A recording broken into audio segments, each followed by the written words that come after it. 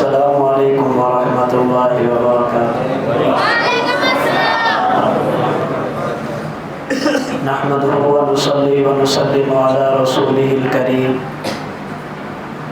اما بعد فاعوذ باللہ من الشیطان الرجیم، بسم اللہ الرحمن الرحیم۔ اليوم اکملت لکم دینکم وَأَتْمَمْتُ عَلَيْكُمْ نِعْمَتِي وَرَضِيتُ لَكُمُ الْإِسْلَامَ دِينًا۔ اللهم صل وسلم على سيدنا ومولانا محمد وعلى آل وأصحاب سيدنا ومولانا محمد وبارك وسلم وصل علیہ۔ ہمارا آج کا یہ درس قرآن جامعہ قاسمیہ بیرا کے ماہانہ درس قرآن کے سلسلہ میں ہے۔ حضرت قاری صاحب دامت برکاتہم العالیہ کا تسلسل کے ساتھ محنت فرمانا، اہل سنت والجماعت احناف دیوبند کے عقائد و نظریات کی اشاعت کے لیے، انہیں دلائل کے ساتھ بیان کرنے کے لیے درس قرآن کا اہتمام فرمانا، اور آپ حضرات کا ہمیشہ محبت کے ساتھ اس میں شریک ہونا، اللہ رب العزت اسے اپنی بارگاہ میں قبول فرمائے۔ ہمارے آج کے درس قرآن کا عنوان عظمت اہل بیت رضی اللہ تعالی عنہم اجمعین کے نام سے ہے۔ اس عنوان کے حوالے سے میں نے آپ حضرات کی خدمت میں دو باتیں عرض کرنی ہیں۔ نمبر ایک، اہل بیت سے مراد کون ہے؟ نمبر دو، اہل بیت کی عظمت، مقام، مرتبہ اور شان کیا ہے؟ اللہ رب العزت مجھے یہ دونوں باتیں سمجھانے کی توفیق عطا فرمائے۔ اگر بات سمجھ آ جائے تو رب العالمین ہم سب کو قبول کرنے کی توفیق عطا فرمائے۔ پہلی بات، اہل بیت سے مراد کون ہے؟ جب یہ کہا جائے کہ رسول اللہ صلی اللہ علیہ وسلم کے اہل بیت کا مقام یہ ہے، اس سے مراد کیا ہوتا ہے؟ اسے سمجھنے کے لیے سمجھیے، اللہ رب العزت نے اپنا دین حضور خاتم النبیین صلی اللہ علیہ وسلم کو دیا، اور نبوت کا سلسلہ حضور علیہ الصلوۃ والسلام پہ کامل اور مکمل فرما دیا۔ حضور علیہ الصلوۃ والسلام کے بعد کسی قسم کے نئے نبی کی کوئی ضرورت نہیں ہے۔ اللہ رب العزت نے نبوت کو بھی آپ پر مکمل فرما دیا، دین اور شریعت کو بھی آپ پر کامل اور مکمل فرما دیا۔ اس دین کے حوالے سے حضور نبی کریم صلی اللہ علیہ وسلم کی دو ضرورتیں تھیں، اور دین کے بارے میں حضور کی ایک چاہت اور ایک خواہش تھی۔ دین کے حوالے سے حضور صلی اللہ علیہ وسلم کی دو ضرورتیں تھیں، اور دین کے لیے پیغمبر کی ایک چاہت اور ایک خواہش تھی۔ ضرورتیں کیا تھی؟ نمبر ایک، اے اللہ آپ نے مجھے دین عطا فرمایا، دین میرا آخری ہے، میرے بعد کسی قسم کے نبی نے پیدا نہیں ہونا۔ پیغمبر کی ضرورت یہ تھی کہ نبی کا دین پوری دنیا میں پھیل جائے، پیغمبر کا دین دنیا کے کونے کونے میں پہنچ جائے، پیغمبر کا دین تمام ادیان پر غالب آ جائے۔ پیغمبر کی دوسری ضرورت، اے اللہ دن کو میں صحابہ میں رہتا ہوں، انہیں پتہ ہے میں بولتا کیسے ہوں، اٹھتا کیسے ہوں، بیٹھتا کیسے ہوں، میرے معاملات کیا ہیں، یہ سب کچھ دیکھتے ہیں۔ رات کا وقت ہوتا ہے تو میں گھر میں جاتا ہوں۔ پیغمبر کی دوسری ضرورت یہ تھی، اے اللہ ایسے اسباب عطا فرما دیں کہ میرے گھر کی زندگی میری امت کے سامنے آ جائے، میرے رات کے معاملات میری امت کو معلوم ہو جائیں۔ اور پیغمبر کی ایک خواہش تھی، اے اللہ جب دین دنیا میں پھیل جائے، اے اللہ جب گھر کی زندگی امت کے سامنے آ جائے، پھر مجھے آپ کے راستے میں شہید کر دیا جائے، اللہ مجھے شہادت کی موت عطا فرما دے۔ یہ پیغمبر کی دو ضرورتیں اور ایک چاہت تھی۔ پہلی ضرورت دین دنیا میں پھیل جائے، دوسری ضرورت گھر کا دین باہر آ جائے، تیسری خواہش اے اللہ مجھے آپ کے راستے میں قتل کر دیا جائے، شہید کر دیا جائے۔ اللہ رب العزت نے پیغمبر کی ضرورتوں کو بھی پورا فرمایا، اللہ رب العزت نے پیغمبر کی چاہت اور پیغمبر کی خواہش کو بھی پورا فرمایا۔ اس کے لیے اللہ رب العزت نے اپنے پیغمبر کو شاگرد عطا فرمائے، اس کے لیے اللہ رب العزت نے اپنے پیغمبر کو جانثار اور وفادار عطا فرمائے۔ وہ لوگ جنہوں نے پیغمبر کی زندگی میں اللہ کے نبی سے ایمان کی حالت میں ملاقات کی، پیغمبر کا کلمہ پڑھا اور ایمان کی حالت میں دنیا سے گئے، یہ تین قسم کے طبقات، تین قسم کی جماعتیں ہیں۔ نمبر ایک، اللہ کے رسول صلی اللہ علیہ وسلم کا کلمہ پڑھا، آپ پر ایمان لے آئے، ایمان کی حالت میں پیغمبر کے شاگرد بنے، لیکن یہ لوگ پیغمبر کے گھر کے افراد بھی نہیں ہیں، یہ لوگ پیغمبر کے جسم کا حصہ اور ٹکڑا بھی نہیں ہیں۔ نمبر دو، جنہوں نے ایمان کی حالت میں پیغمبر سے ملاقات کی، پیغمبر کا کلمہ پڑھا، اللہ کے نبی کے شاگرد بھی بنے، پیغمبر کے گھر کے افراد بھی بنے، لیکن نبی کے جسم کا حصہ نہیں بنے۔ تیسری قسم کے وہ افراد جنہوں نے ایمان کی حالت میں نبوت سے ملاقات کی، پیغمبر کا کلمہ پڑھ کے نبی کے شاگرد بنے، اللہ کے نبی کے گھر کے افراد بھی ہیں، پیغمبر کے جسم کا ٹکڑا اور حصہ بھی ہیں۔ یہ تین قسم کے لوگ ہیں جنہوں نے اللہ کے نبی سے ایمان کی حالت میں ملاقات کی۔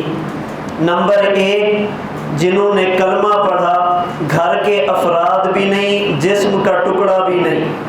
نمبر دو، گھر کے افراد تو ہیں مگر جسم کا ٹکڑا نہیں۔ نمبر تین، گھر کے افراد بھی ہیں اور جسم کا ٹکڑا بھی ہیں۔ وہ لوگ جنہوں نے پیغمبر کا کلمہ پڑھا، اللہ کے نبی سے ایمان کی حالت میں ملاقات کی، انہیں کہتے ہیں اصحاب پیغمبر۔ وہ لوگ جنہوں نے پیغمبر کا کلمہ پڑھا، اللہ کے نبی کے گھر کے افراد بنے، انہیں ازواج پیغمبر بھی کہتے ہیں، اہل بیت پیغمبر بھی کہتے ہیں۔ اور وہ لوگ جنہوں نے پیغمبر کا کلمہ پڑھا، اللہ کے نبی کے گھر کے افراد بھی ہیں، پیغمبر کے جسم کا ٹکڑا بھی ہیں، انہیں اہل بیت پیغمبر بھی کہتے ہیں، آل پیغمبر بھی کہتے ہیں، اولاد رسول بھی کہتے ہیں۔ اس تفصیل سے معلوم ہوا وہ لوگ جن کا پیغمبر سے فقط ایمان کا رشتہ ہو، اللہ کے نبی سے خون کا رشتہ نہ ہو، انہیں اصحاب پیغمبر کہتے ہیں۔ جو پیغمبر کی ازواج بن کر آئیں، انہیں ازواج بھی کہتے ہیں، اہل بیت بھی کہتے ہیں۔ اور جو پیغمبر کے جسم کا ٹکڑا بنے، انہیں اہل بیت بھی کہتے ہیں، اولاد پیغمبر بھی کہتے ہیں۔ اب اگر کوئی بندہ ازواج پیغمبر کو اہل بیت مانے، پیغمبر کی اولاد کو اہل بیت نہ مانے، یہ درست نہیں ہے۔ اگر کوئی بندہ پیغمبر کی اولاد کو اہل بیت مانے لیکن بیویوں کو نہ مانے، یہ بھی درست نہیں ہے۔ توجہ رکھنا، ہم اہل سنت والجماعت احناف دیوبند پیغمبر کی بیویوں کو بھی اہل بیت مانتے ہیں۔ ہم اہل سنت والجماعت احناف دیوبند پیغمبر کی اولاد کو بھی اہل بیت مانتے ہیں۔ وجہ یہ ہے پیغمبر کی ازواج کو اہل بیت، اللہ کے قرآن نے کہا، پیغمبر کی اولاد کو اہل بیت نبی کے فرمان نے کہا۔ انما یرید اللہ لیذہب عنکم الرجس اہل البیت، اس آیت کریمہ میں اہل بیت سے مراد نبی کی بیویاں ہیں، اس لیے کہ اس سے پہلے بھی بات بیویوں کی، اس کے بعد بھی بات بیویوں کی۔ اور اللہم ہؤلاء اہل بیتی، اس فرمان مبارک میں پیغمبر نے اپنی اولاد اور اپنے داماد کو اہل بیت فرمایا۔ اگر کوئی بندہ اللہ کو مانے، اللہ کے نبی کو نہ مانے، اس کے ایمان کا کوئی اعتبار نہیں۔ اگر کوئی بندہ اللہ کی بات قرآن کو مانے، نبوت کی بات حدیث کو نہ مانے، اس کے ایمان کا کوئی اعتبار نہیں۔ اگر کوئی بندہ حدیث کو مانے، قرآن کو نہ مانے، اس کے ایمان کا بھی کوئی اعتبار نہیں۔ مومن وہ ہوگا جو اللہ کو خدا مانے، حضور کو محمد مصطفیٰ مانے، اللہ کی بات قرآن کو بھی دلیل سمجھے، پیغمبر کے فرمان حدیث کو بھی دلیل سمجھے، جو بات قرآن میں آ جائے اسے بھی مانے، جو بات نبوت کے فرمان میں آ جائے اسے بھی مانے۔ ہم نے نبی کی ازواج کو اہل بیت کہا اللہ کے قرآن کی وجہ سے، ہم نے نبی کی اولاد کو اہل بیت کہا پیغمبر کے فرمان کی وجہ سے۔ قرآن کریم یہ بھی ہمارا ایمان ہے، اور پیغمبر کا فرمان حدیث مبارک یہ بھی ہمارا ایمان ہے۔ اہل بیت سے مراد کون ہیں؟ نبی کی 11 بیویاں، یہ اہل بیت ہیں۔ اہل بیت سے مراد کون ہیں؟ پیغمبر کے 3 بیٹے، یہ اہل بیت ہیں۔ اہل بیت سے مراد کون ہیں؟ نبی کی 4 بیٹیاں، یہ اہل بیت ہیں۔ اہل بیت سے مراد کون ہیں؟ پیغمبر کے 3 داماد، یہ اہل بیت ہیں۔ اہل بیت سے مراد کون ہیں؟ پیغمبر کے 4 نواسے، 5 نواسیاں، یہ اہل بیت ہیں، اس لیے کہ یہ نبی کے گھر کے افراد بھی ہیں، اور ان میں سے بعض پیغمبر کے جسم کا ٹکڑا بھی ہیں۔ ہم اہل بیت کو بھی اپنے ایمان کا حصہ سمجھ کر اہل بیت مانتے ہیں، پیغمبر کی آل کو بھی اپنے ایمان کا حصہ سمجھ کر اہل بیت مانتے ہیں۔ میں نے پہلی بات عرض کی، اہل بیت سے مراد کون ہیں؟ خلاصہ نمبر 1 نبی کی اہل بیت نبی کی ازواج ہیں۔ نمبر 2 نبی کے اہل بیت پیغمبر کی اولاد ہیں۔ صحابہ کرام ہمارا ایمان، صحابہ کرام کے بارے میں ہمارا عقیدہ، صحابہ کرام یہ مومن ہیں، صحابہ کرام یہ عادل ہیں، صحابہ کرام یہ حجت ہیں، صحابہ کرام معیار حق ہیں، صحابہ کرام تنقید سے بالا تر ہیں، صحابہ کرام گناہوں سے محفوظ ہیں۔ یہ صحابہ کے بارے میں ہمارا عقیدہ۔ نبی کے اہل بیت، نبی کی ازواج کے بارے میں ہمارا عقیدہ، نبی کی بیوی نبی کے نکاح میں آتی نہیں ہے، اللہ بھیجتے ہیں۔ نبی خود نکاح نہیں کرتا، اس عورت سے نکاح ہوتا ہے جس کے ساتھ حکم خداوندی ہو۔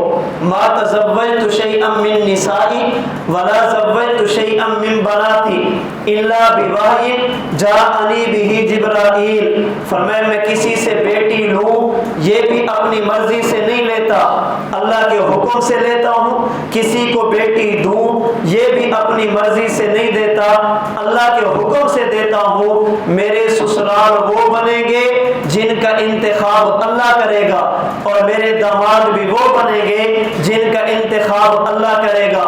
اس لیے بھیرا کے دوستو جملہ یاد رکھنا، ہمارا عقیدہ ہے کبھی اللہ کے نبی کے بستر پر ایسی عورت نہیں آ سکتی جس کا کردار ٹھیک نہ ہو۔ کبھی نبی کے بستر پر ایسی عورت نہیں آ سکتی جو عفت اور پاک دامن نہ ہو۔ نبی کے بستر پر عورت وہ آئے گی جو عزت مآب، عفیفہ اور پاک دامن ہوگی۔ وجہ یہ ہے نکاح کے لیے نبی اپنی بیوی کا انتخاب خود نہیں کرتا، اللہ انتخاب فرماتے ہیں۔ اور ہمارا عقیدہ یہ ہے کائنات میں سب کا انتخاب غلط ہو سکتا ہے مگر میرے رب کا انتخاب کبھی غلط نہیں ہو سکتا۔ نبی کے بستر پر ناپاک عورت کبھی نہیں آئے گی. نبی کے بستر پر اللہ وہ عورت بھیجیں گے جو پاک دامن ہوگی. نبی کے اہل بیت ازواج کے بارے میں ہمارا عقیدہ نبی کی بیوی پاک دامن. ہمارا عقیدہ نبی کی بیوی امت کی ماں. ہمارا عقیدہ اللہ کے نبی دنیا سے چلے جائیں, نبی کی وفات کے بعد نبی کی بیوی پر عدت نہیں ہوتی. ہمارا عقیدہ نبی کی وفات کے بعد کسی امتی کے لیے نبی کی بیوی سے نکاح کرنا جائز نہیں. اہل بیت میں نبی کی اولاد ہے. ہمارا عقیدہ یہ اللہ کے نبی کے جسم کا ٹکڑا. ہمارا عقیدہ ان سے محبت کرنا ایمان کی علامت, ان سے نفرت رکھنا منافق ہونے کی علامت. مومن ہوگا آل رسول سے پیار کرے گا, منافق ہوگا کبھی پیار نہیں کرے گا. ان سے محبت علامت ایمان ہے, ان سے بغض علامت نفاق ہے. آل رسول کے بارے میں ہمارا عقیدہ جو حضرت ننوتوی نے لکھا, آپ فرماتے ہیں پیغمبر کی اولاد اللہ کے نبی کی آل, پیغمبر کے نواسے اور نواسیاں یہ ہمارے ایمان کا ایک پر ہیں. یہ ہمارے ایمان کا ایک پر ہے.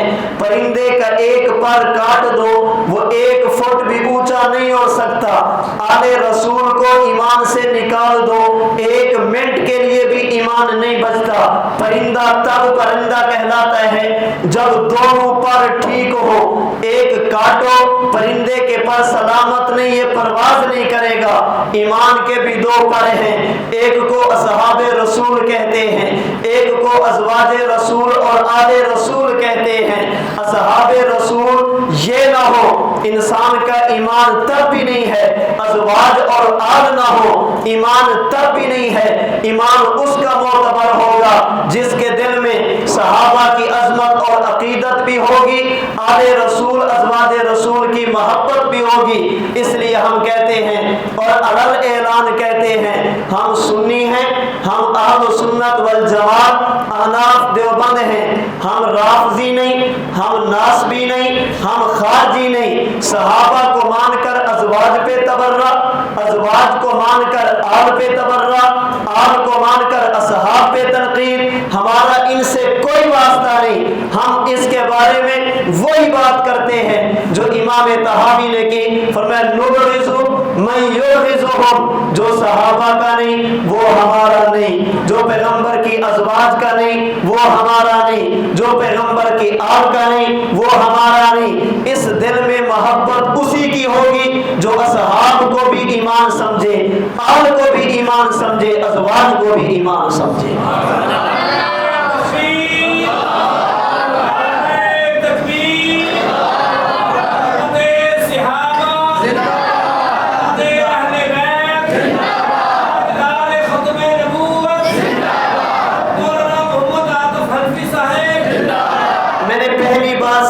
اہل بیت ہیں کون؟ عظمت تو بڑی بات کی بات ہے, پہلے یہ تو سمجھے اہل بیت کون ہیں. قرآن کریم نے نبی کی بیویوں کو اہل بیت کہا, حدیث مبارک نے پیغمبر کی آل کو اہل بیت کہا. ہمارے لیے قرآن بھی ضروری, نبوت کا فرمان بھی ضروری. ہم ان کو لڑاتے نہیں, قرآن اور حدیث کو آپس میں اختلاف کی نظر نہیں کرتے. ہمارے لیے ان دونوں کو ماننا ضروری. پھر قرآن جسے اہل بیت کہے ہم انہیں بھی مانیں, اللہ کے نبی جی نے اہل بیت فرمائے ہم انہیں بھی مانیں. میں نے آج کی مجلس میں اتنی بات تو عرض کر دی کہ اہل بیت میں ازواج بھی ہیں, اہل بیت میں آل اور اولاد بھی ہے. اب دوسری بات, اہل بیت کی عظمت کیا ہے, اہل بیت کی شان کیا ہے, اہل بیت کا مقام کیا ہے. اپنی اس گفتگو میں بات کروں گا صرف آل کی ازواج مطہرات پر آج بات نہیں کروں گا، تاکہ آپ کو پتہ چلے یہ جو ہمارے بارے میں کہا جاتا ہے یہ آل رسول کو نہیں مانتے، یہ کہاں تک حقیقت بات رکھتی ہے۔ ازواج پر پھر کبھی صحیح میں نے بنیادی عقیدے عرض کر دیے، ازواج کے بارے میں ہمارا عقیدہ کیا ہونا چاہیے، آل رسول، عظمت اہل بیت، ان کا مقام کیا ہے، عظمت کی وجوہات کیا ہیں۔ یاد رکھنا دنیا کے اندر جس بندے کی عظمت کو بیان کیا جاتا ہے اس کی عظمت کی جتنی بھی وجہ آپ تلاش کریں گے وہ ساری کی ساری آل رسول میں نظر آئیں گی، جتنی عظمت کی وجہ آپ تلاش کریں گے وہ آل پیغمبر میں نظر آئیں گی۔ مثال کے طور پر دنیا میں کسی بندے کی عظمت کی وجہ اس کا مقام، اس کا مرتبہ، اس کا کمال ہوتا ہے۔ پیغمبر کی آل کو دیکھو، اللہ نے جو انہیں مقام دیا بعد میں خدا نے کسی کو نہیں دیا۔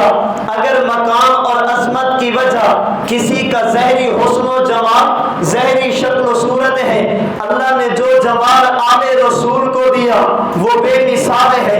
اگر کسی کی عظمت کی وجہ آپ یہ بیان کریں کہ یہ لوگ وہ ہیں جن سے نیک لوگ پیار کرتے ہیں، معزز لوگ ان کو عقیدت کی نگاہ سے دیکھتے ہیں، تو میں عرض کروں گا آل رسول وہ ہیں جنہیں صدیق اکبر عظمت کی نگاہ سے دیکھتے ہیں، آل رسول وہ ہیں جنہیں سیدنا عمر اللہ کے پاک پیغمبر کے صحابی عزت کی نگاہ سے دیکھتے ہیں، آل رسول وہ ہیں جنہیں حضرت عثمان بن عفان عزت اور عظمت کی نگاہ سے دیکھتے ہیں۔ اب آئیے تھوڑی سی تفصیل عرض کر دوں۔ عظمت کی پہلی وجہ مقام، مرتبہ، کمال ہوا کرتا ہے۔ اللہ نے آل رسول کو مقام کیا دیا، مرتبہ کیا دیا، کمالات کیا دیے۔ ہمارا عقیدہ یہ ہے اس زمین کی پشت سے لے کر آسمان کی چھت تک اللہ نے اپنی پوری مخلوقات میں سے جن کو سب سے اعلیٰ مقام دیا انہیں انبیاء کہتے ہیں۔ انبیاء میں سے جسے سب سے اعلیٰ مقام دیا اسے امام الانبیاء کہتے ہیں۔ زمین کی پشت سے لے کر آسمان کی چھت تک انبیاء کے بعد اگر خدا نے کسی کو مقام دیا، کسی کو مرتبہ دیا، کوئی بڑا کمال رکھا، اسے نبوت کی صحابیت کہتے ہیں۔ اور آل رسول کا سب سے بڑا مقام یہ ہے، سب سے بڑا مرتبہ یہ ہے، سب سے بڑا کمال یہ ہے۔ حضرت علی پیغمبر کے صحابی، حضرت فاطمہ پیغمبر کے صحابیہ، حضرت حسن اللہ کے نبی کے صحابی، حضرت حسین اللہ کے نبی کے صحابی، ان کے آگے اولاد میں حضرت محسن اللہ کے نبی کے نواسے، یہ بھی پیغمبر کے صحابی۔ اگر آل میں حضرت عباس ہیں پیغمبر کے صحابی ہیں، آل میں اگر حضرت عبداللہ ہیں پیغمبر کے صحابی ہیں۔ کسی بھی بندے کی عظمت کی پہلی وجہ مقام، مرتبہ، کمال ہوا کرتا ہے، اور نبوت کے بعد جو سب سے اعلیٰ کمال ہے اللہ نے اہل بیت رسول کو دیا۔ ان کی عظمت کی پہلی وجہ یہ ہے کہ یہ نبی کے صحابی بنے ہیں۔ اور یاد رکھیے آل رسول میں کوئی اور کمال نہ ہوتا، ان کی عظمت کے لیے صحابی ہونا ہی کافی تھا۔ یہ حقیقت میں بظاہر ایک کمال ہے صحابی، بظاہر ایک کمال ہے صحابی، حقیقت میں یہ ایک کمال نہیں کئی کمالات کا مجموعہ ہے۔ صحابی ہونا بظاہر ایک کمال، حقیقت میں یہ ایک کمال نہیں کئی کمالات کا مجموعہ ہے۔ میں سمجھانے کے لیے مثال دیتا ہوں۔ جامعہ قاسمیہ کی مسجد، آپ نے ایک شخص کو دیکھا، نماز کا وقت ہوا، وہ صف پر آ کر کھڑا ہوا، اللہ اکبر کہہ کر نماز پڑھ رہا، یہ بظاہر نمازی ہے، بظاہر نماز پڑھ رہا ہے، لیکن جب آپ تھوڑا سا غور کریں گے آپ کو بات سمجھ آئے گی، اس کے نمازی ہونے کا معنی یہ مسلمان بھی ہے، اس کے نمازی ہونے کا معنی یہ نماز کو فرض بھی سمجھتا ہے، اس کے نمازی ہونے کا معنی نماز کو اجر و ثواب کا ذریعہ بھی سمجھتا ہے۔ اس کے نمازی ہونے کا معنی اس کے نمازی ہونے کا معنی اس کے کپڑے پاک ہیں۔ اس کے نمازی ہونے کا معنی اس کا جسم بھی پاک ہے۔ اس کے نمازی ہونے کا معنی نماز کا وقت بھی داخل ہے۔ اس کے نمازی ہونے کا معنی اس نے قبلے کی طرف منہ بھی کیا ہوا ہے۔ اس کے نمازی ہونے کا معنی اس پر غسل بھی فرض نہیں، اس پر وضو بھی فرض نہیں، یہ پاکی کی حالت میں کھڑا ہے۔ بظاہر نمازی حقیقت میں مومن بھی ہے، بظاہر نمازی حقیقت میں مسلمان بھی ہے، بظاہر نمازی حقیقت میں اس کا جسم بھی پاک ہے، بظاہر نمازی حقیقت میں اس کے کپڑے بھی پاک ہیں، بظاہر نمازی حقیقت میں اس میں کئی اوصاف جمع ہیں۔ یاد رکھیے نبی کا صحابی ہونا بظاہر ایک خوبی ہے، لیکن حقیقت میں ایک خوبی نہیں، کئی خوبیوں کا مجموعہ ہے۔ ان کے صحابی ہونے کا معنی یہ مومن بھی ہیں، اولئک هم المؤمنون حقا۔ ان کے صحابی ہونے کا معنی ہدایت یافتہ بھی ہیں، اولئک علی ھدی من ربہم۔ ان کے صحابی ہونے کا معنی یہ دنیا آخرت میں کامیاب بھی ہیں، اولئک هم المفلحون۔ ان کے صحابی ہونے کا معنی یہ سچے بھی ہیں، اولئک الذین صدقوا۔ ان کے صحابی ہونے کا معنی یہ متقی بھی ہیں، اولئک هم المتقون۔ ان کے صحابی ہونے کا معنی یہ نبی کے ساتھ بھی ہیں، والذین معہ۔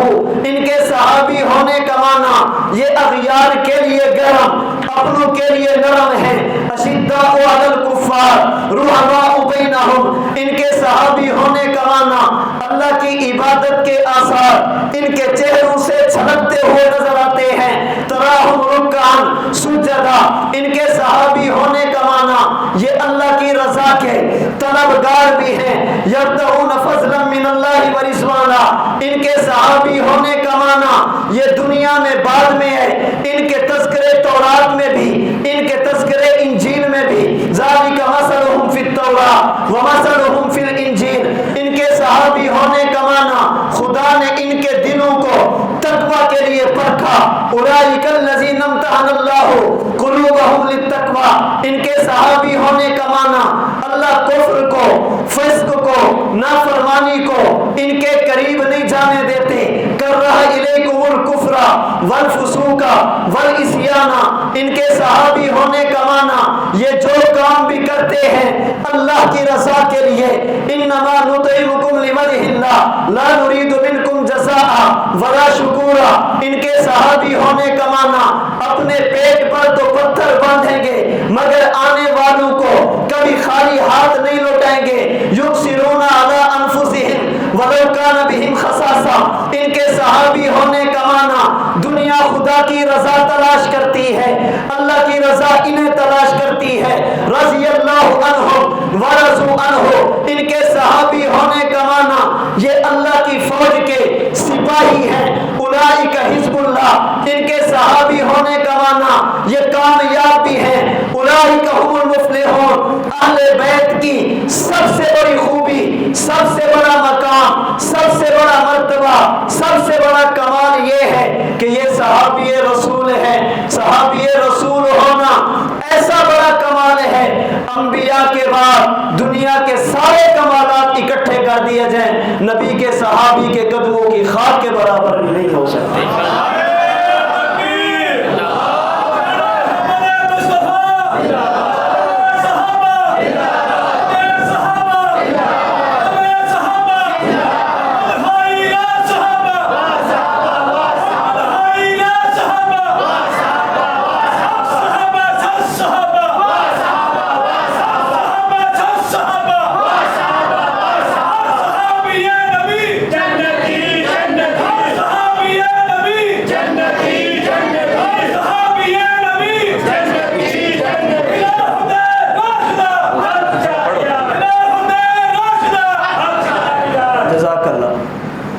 اہل بیت کی عظمت کی پہلی وجہ ان کا صحابی ہونا ہے۔ یہ ایسی بڑی مقام اور ایسی بڑی ڈگری ہے، اس کے بعد اگر کچھ بھی نہ ہوتا ان کی عظمت کے لیے کافی تھا۔ ان پر ایمان لانا، انہیں ماننا ہمارے ایمان کا حصہ ہوتا۔ عظمت اہل بیت کی دوسری وجہ، کسی بھی بندے کی عظمت کی وجہ ہوتی ہے اس کا ظاہری حسن و جمال۔ یہ بندہ بہت مقام والا، کیوں جی؟ اللہ رب العزت نے اسے ظاہری شکل و صورت بڑی اعلیٰ عطا فرمائی۔ آئیے آل رسول کو دیکھیں، خدا نے انہیں کیسا حسن عطا فرمایا تھا۔ پیغمبر کی اولاد کو دیکھیے، ہمارا عقیدہ اللہ نے کائنات میں سب سے زیادہ حسن جس ہستی کو دیا، اللہ نے سب سے زیادہ جمال جس ہستی کو دیا، انہیں آمینہ کے لال کہتے ہیں، انہیں محمد مصطفیٰ کہتے ہیں صلی اللہ علیہ وسلم، جن کے بارے میں حضرت حسان نے کہا تھا وَأَحْسَنُ مِنْكَ لَمْ تَرَ قَطُّ عَيْنِي، یا رسول اللہ میری آنکھ نے آج تک آپ سے بڑھ کر حسین کائنات میں دیکھا نہیں، جن کے بارے میں میری اماں عائشہ نے کہا تھا لنا شمس وللآفاق شمس، لوگوں ایک سورج تمہارا ایک آفتاب میرا ہے، وشمسی خیر من شمس السماء، اور اللہ نے جو آفتاب مجھے دیا وہ تمہارے سورج سے کئی درجے بہتر ہے، شمس الناس تطلع بعد فجر، اس لیے کہ تمہارا سورج صبح نکلتا ہے شام کو غروب ہو جاتا ہے، وشمسی تطلع بعد العشاء، اور اللہ نے جو آفتاب مجھے دیا اس کی روشنی عشاء کے بعد بھی باقی رہتی ہے۔ ہمارا عقیدہ اس کائنات میں سب سے زیادہ حسن اللہ نے جس ہستی کو دیا اسے پیغمبر کریم کہتے ہیں، جن کے بارے میں حضرت سید نفیس الحسینی شاہ رحمت اللہ علیہ نے کہا تھا اے رسول امی خاتم المرسلی، تجھ سے کوئی نہیں، تجھ سے کوئی نہیں ہے عقیدہ یہ اپنا بصدق و یقین، تجھ سے کوئی نہیں، تجھ سے کوئی نہیں۔ سید امین شاہ گیلانی رحمت اللہ علیہ نے کہا تھا ان جیسا کوئی اب تک نہ ہوا، ان جیسا کوئی ہوگا بھی نہیں، اس کمبل پوش کے میں قرباں، صورت بھی حسین سیرت بھی حسین، جن کے بارے میں شاعر مشرق علامہ اقبال نے کہا تھا رخ مصطفیٰ ہے وہ آئینہ، اب ایسا دوسرا آئینہ نہ ہماری بس میں خیال میں، نہ دکان آئینہ ساز میں اپنے ذوق میں نبی کے جمال کو، پیغمبر کے رخسار کی چمک کو، نبی کے حسن کو بیان کرتے ہوئے یوں کہوں گا نہ ایسی زلفیں نہ ایسا چہرہ نہ یوں کسی پہ شباب ہوگا، جواب ہوں گے سبھی کے لیکن نہ مصطفیٰ کا جواب ہوگا۔ اللہ نے سب سے زیادہ حسن کس ہستی کو دیا؟ بولیے کسے دیا؟ حضور نبی کریم صلی اللہ علیہ وسلم کو۔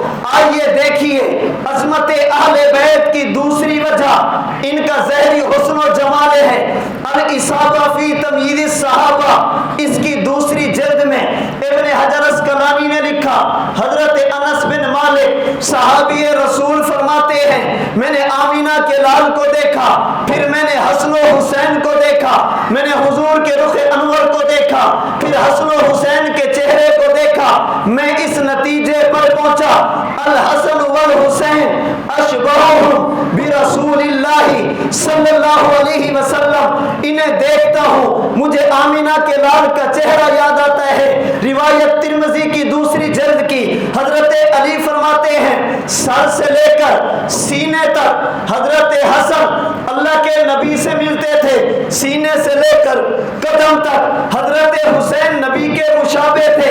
جب ہمارا دل کرتا ہے نبی کے سر سے لے کر سینے تک جسم کو دیکھیں، ہم حسن کو دیکھتے ہیں، سینے سے لے کر پاؤں تک دیکھنے کا دل کرے تو ہم حسین کو دیکھتے ہیں۔ اللہ نے ان کو حسن وہ عطا فرمایا جو اللہ نے اپنے حبیب کو عطا فرمایا۔ اگر کسی بندے کی عظمت کی وجہ یہ ہے اس سے نیک لوگ پیار کرتے ہیں، عظمت کی وجہ یہ ہے اس فیلڈ کے لوگ ان سے محبت کرتے ہیں۔ ڈاکٹر صاحب بہت اچھے ہیں، کیوں؟ انہیں ڈاکٹر کہتے ہیں بہت اچھا۔ عالم صاحب بہت اچھے ہیں، کیوں؟ علماء کہتے ہیں بہت اچھا۔ فلاں شخص بہت اچھے ہیں، کیوں؟ اس کے طبقے کے لوگ کہتے ہیں بہت اچھا۔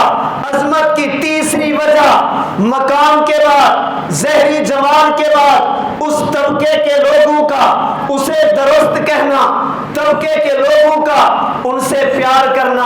اللہ کے نبی کی آل کے جو طبقے کے لوگ ہیں انہیں اصحاب پیغمبر کہتے ہیں، نبی کے صحابہ کہتے ہیں۔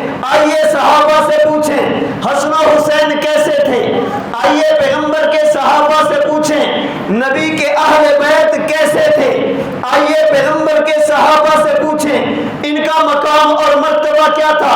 میں زیادہ صحابہ کی بات نہیں کرتا، ہمارا عقیدہ انبیاء کے بعد جس شخصیت کا سب سے بلند مقام ہے اسے ابو بکر کہتے ہیں، ان کے بعد مقام ہے حضرت عمر کہتے ہیں، ان کے بعد مقام ہے حضرت عثمان کہتے ہیں، ان کے بعد مقام ہے حضرت علی کہتے ہیں۔ میں حضرت علی کی بات بھی آج نہیں کرتا، آپ کہیں گے حسن و حسین تو بیٹے ہیں، بیٹوں کی تعریف ہر بندہ کرتا ہے۔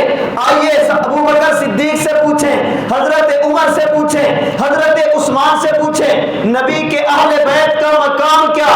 روایت بخاری کی، حضرت صدیق اکبر فرماتے ہیں والذی نفسی بیدہ، لوگوں میں اللہ کی قسم اٹھاتا ہوں، اللہ کی قسم اٹھا کر کہتا ہوں لقرابۃ رسول اللہ صلی اللہ علیہ وسلم احب الی من ان اصل قرابتی۔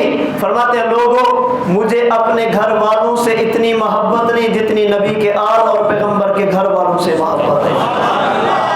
ان کو وہ محمدن فی اہل بیتی، بخاری کی روایت، فرماتے ہیں لوگوں نبی کے اہل بیت کا خیال کرنا، ان کے بارے میں اپنی زبانوں کو ناپاک نہ کرنا۔ پھر صدیق نے صرف بتایا نہیں، صدیق نے بتایا نہیں کہ خیال کرنا، صدیق نے کر کے دکھایا کہ خیال کرنا۔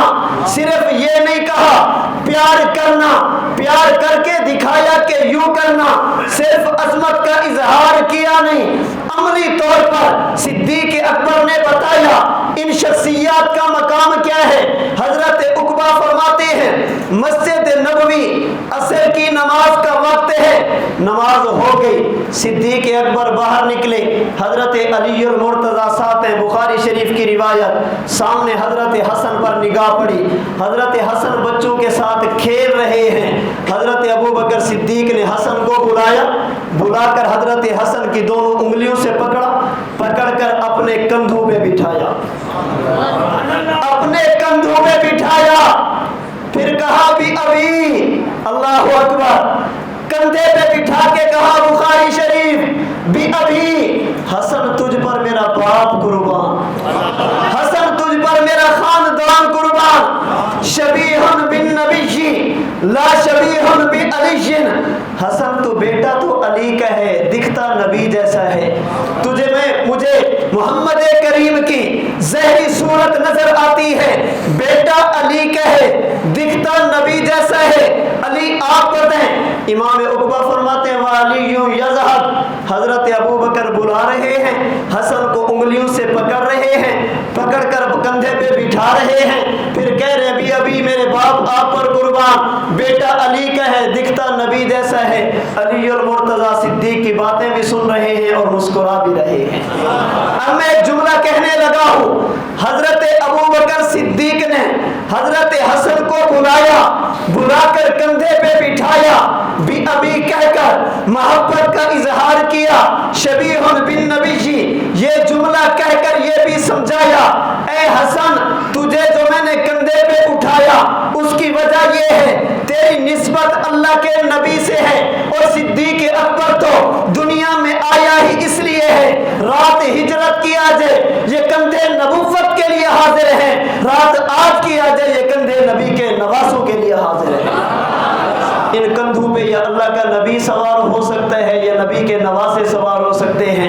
صدیق اکبر نے محبت کر کے دکھائی۔ البدایہ والنہایہ کی 8ویں جلد میں امام ابن کثیر نے لکھا حضرت حسین پیدا ہوئے، اللہ کے نبی نے محبت کا اظہار کیا، اللہ کے نبی دنیا سے تشریف لے گئے، ثم کان الصدیق یکرمہ ویعظمہ، اللہ کے نبی کی وفات کے بعد صدیق اکبر حضرت حسین کا اکرام بھی کرتے تھے، ان کی عزت بھی کیا کرتے تھے۔ عظمت کی وجہ یہ ہے کہ فیلڈ کے لوگ پیار کریں، लाओ सिद्दीक से बड़ा कोई। सिद्दीक ने मोहब्बत करके दिखाई, अहले बैत की अजमत को बयान किया। सिद्दीक अकबर के बाद नंबर है सैयदना उमर बिन खत्ताब का रजी अल्लाह ताला अन्हु। हजरत उमर बिन खत्ताब इनसे कितना प्यार करते, कितना प्यार करते।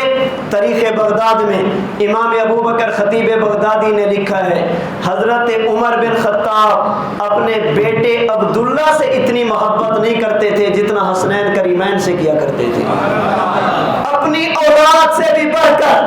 और मुहिब तबरी उसने रियाज़ुन-नज़रा की पहली जिल्द में लिखा, मुहिब तबरी ने रियाज़ुन-नज़रा की पहली जिल्द में लिखा, हज़रत अब्दुल्ला बिन अब्बास फरमाते हैं, मदाइन फतह हुआ, माले गनीमत आया, हज़रत उमर बिन खत्ताब ने मस्जिद नबवी में दस्तरखान बिछवाया, चटाइयाँ और सफ़े बिछवाई, कहा माले गनीमत इस पर डाल दो, फिर तकसीम करेंगे। माले गनीमत डाला गया। मुहिब तबरी कहते हैं, रियाज़ुन-नज़रा की पहली जिल्द से पढ़ रहा हूँ, कहते सबसे पहले जो सहाबा की सबसे निकला उसका नाम हसन बिन अली था। सबसे पहला आतिनी हक की अमीरुल मोमिनीन जो अल्लाह ने माले गनीमत दिया, मेरा हक मुझे दे। हज़रत उमर बिन खत्ताब ने फरमाया बिर्रुह वल करामा, मरहबा, खुश आमदीद, आपका आना मुबारक हो, अल्लाह ने जो आपको इज्जत दे दी है मैं इन इज्जतों को मानता हूँ। फरमाया बेटे हसन यहाँ से 1000 दिरहम उठा लो। हजरत हसन उठा कर गए, हजरत हुसैन है अमीरुल मोमिनीन मेरा हक दीजिए। फरमाया बिर्रुह वल करामा, तुम्हें भी आना मुबारक हो, मरहबा, खुश आमदीद, अल्लाह ने जो तुम्हें इज्जत दे दी है मैं मानता हूँ, बेटा यहाँ से 1000 दरहम उठा लो। हजरत हुसैन उठा कर गए। इन दो के बाद जो बंदा आगे बढ़ा उसे हजरत उमर का साहिबजादा बेटा अब्दुल्ला कहते हैं। हजरत अब्दुल्ला आगे बढ़े, अमीरुल मोमिनीन मेरा हक। फरमाया बिर्रुह वल करामा, बेटे तेरा आना भी मुबारक हो, अल्लाह ने जो इज्जतें तुझे दी हैं मैं उन्हें भी मानता हूँ। अब्दुल्ला इस दस्तरखान से माले गनीमत से 500 दिरहम उठा लो। हसनैन करीमैन को कहा 1000, हजरत अब्दुल्ला से कहा 500। हजरत अब्दुल्ला से रहा ना गया, अमीरुल मोमिनीन अब्बा जान उनको 1000 मुझे 500, उन्हें ज्यादा मुझे थोड़े। हालांकि अल्लाह के नबी जब दुनिया में थे तो इन्होंने हुजूर के साथ मिलकर कोई जंग नहीं की, ये तो छोटे बच्चे थे। मैं जवान था, मैंने जंगें लड़ी हैं, मैं जवान था, मैं हुजूर के साथ रहा, जंगे मेरी ज्यादा, इबादत मेरी ज्यादा, रियासत मेरी ज्यादा, उन्हें 1000 मुझे 500। अब्दुल्ला बे मुबारक अल्लाह आपकी कब्र पे करोड़ मर्तबा रहमतें नाज़िल फरमाए। अगर आप सवाल न करते, हजरत उमर जवाब न देते, कोई बदबख्त कह सकता था वैसे उठा कर दे दिए, दिल में कुछ और था वैसे उठा कर दे दिए। अब्दुल्ला तुझ पे अल्लाह राजी हो, आपने सवाल किया। हजरत उमर बिन खत्ताब के चेहरे का रंग बदल गया। फरमाए अब्दुल्ला तुझे दूंगा 1000 जैसे हसन हुसैन को दिया, लेकिन इसके लिए शर्त ये है बाप बोला जो इन जैसा हो, नाना बोला जो इनके नाने जैसा हो, नानी बोला जो इनकी नानी जैसी हो, खालू बोला जो इनके खालू जैसा हो, खाने बोला जो इनकी खाला जैसी हो, चचा बोला जो इनके चचे जैसा हो। अगर नहीं ला सकता, तेरे बस में नहीं है, तू लाएगा कैसे? इनके वालिदैन को, इनकी वालदा को अलीयुल मुर्तजा कहते हैं, इनकी वालदा को फातिमतुज़ ज़हरा कहते हैं, इनके नाने को मोहम्मद मुस्तफ़ा कहते हैं, इनकी नानी को खदीजतुल कुबरा कहते हैं, इनके चाचा को जाफर बिन अबी तालिब कहते हैं, इनके मामू को, इनके खालू को इब्राहीम, कासिम, अब्दुल्ला नबी के बेटे कहते हैं, इनकी खालाओं को रुकैया, ज़ैनब, उम्मे कुलसूम कहते हैं, इनका वालिद तेरे वालिद से आला, ये हजरत उमर ने कहा, इनका नाना तेरे नाने से आला, इनकी नानी तेरी नानी से आला, इनका खानदान तेरे खानदान से आला है, इसलिए उमर इन्हें ज्यादा देगा, तुझे थोड़ा देगा।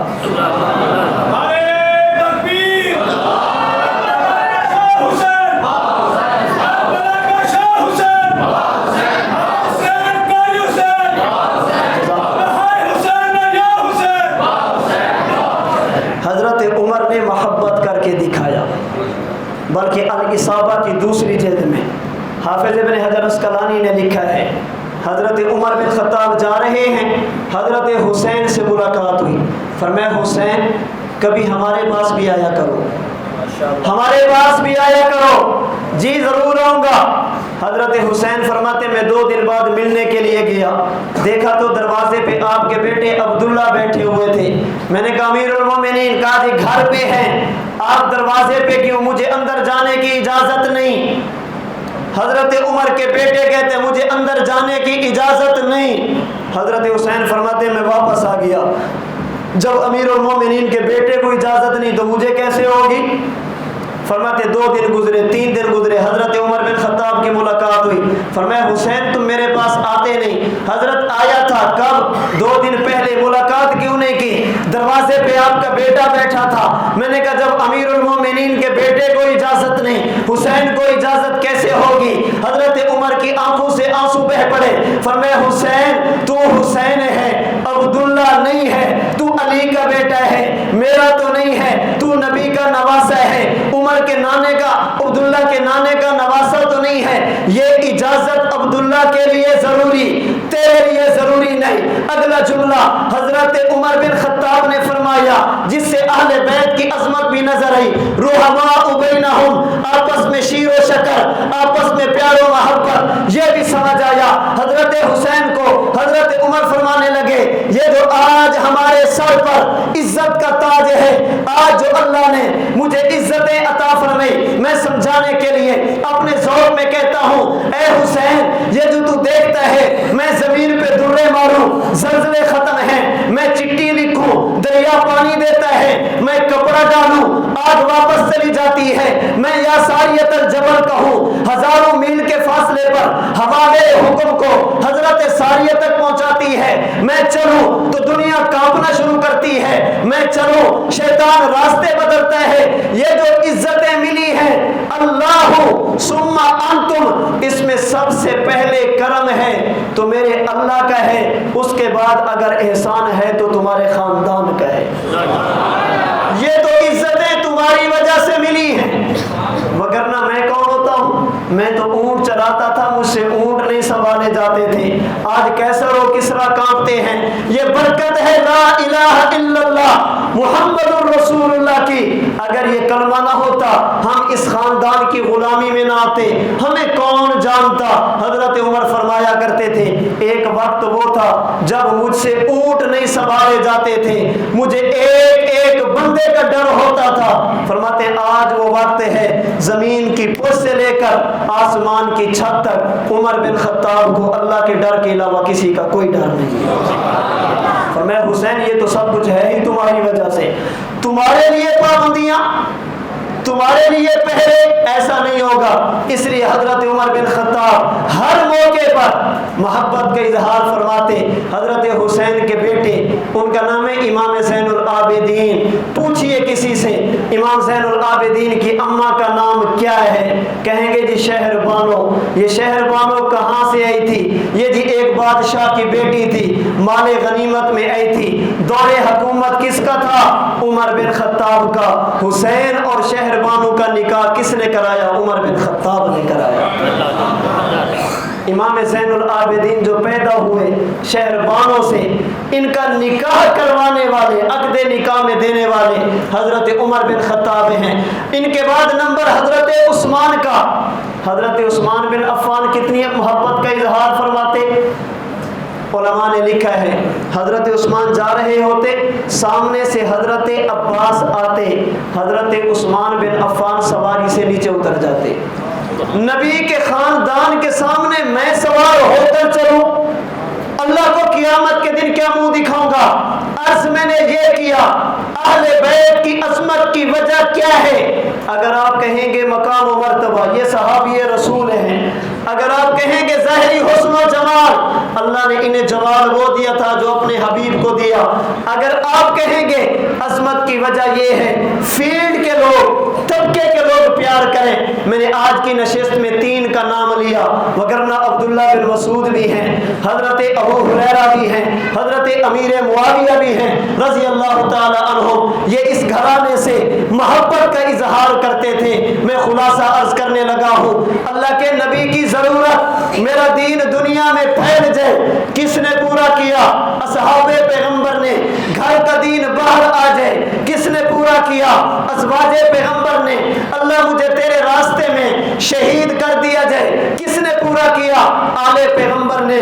چونکہ ان تینوں نے نبی کی ضرورتوں کو، نبی کی چاہتوں کو، نبی کی خواہشوں کو پورا کیا، اس لیے اصحاب پیغمبر ہمارا ایمان، ازواج پیغمبر ہمارا ایمان، آل پیغمبر ہمارا ایمان. ہم دیوبندی ہیں، رافضی بھی نہیں، ناسبی بھی نہیں، خارجی بھی نہیں. کسی ایک کو مان کر دوسرے پہ تبرہ کرنا دنیا میں بھی اپنی تباہی کا ذریعہ سمجھتے ہیں، آخرت میں بھی اپنی عدم نجات کا ذریعہ سمجھتے ہیں. رب العالمین مجھے اور آپ کو اہل بیت سے سچی عقیدت، سچی محبت عطا فرمائے.